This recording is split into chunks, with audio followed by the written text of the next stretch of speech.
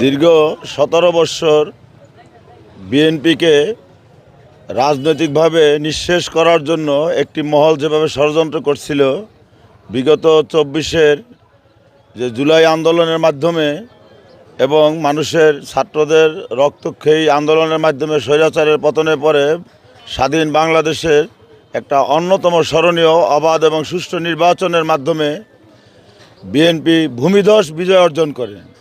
অর্থাৎ এতে প্রমাণিত হয় যে গোটা বাংলাদেশের এবং জাতির আস্থা বিএনপির প্রতি, জাতির আস্থা তারেক রহমানের প্রতি। এবং আমাদের শরীয়তপুরের ইতিহাসে এই প্রথম আমরা শরীয়তপুরের 3টি আসন আমাদের নেতা মিয়া নুরুদ্দিন আহমেদ অপুর নেতৃত্বে আমরা এবার পেয়েছি। আমরা আশা করব আগামী বাংলাদেশ গঠনে, দুর্নীতি দমনে এবং দেশ মাতৃকার সমস্ত মানুষের কল্যাণে এবং বাংলাদেশের স্বাধীনতা সার্বভৌমত্ব রক্ষার্থে তারেক রহমানের নেতৃত্বে একটি স্বনির্ভর, স্বাধীন এবং সার্বভৌম বাংলাদেশ জাতি পাবে বলে আমি আশা করি।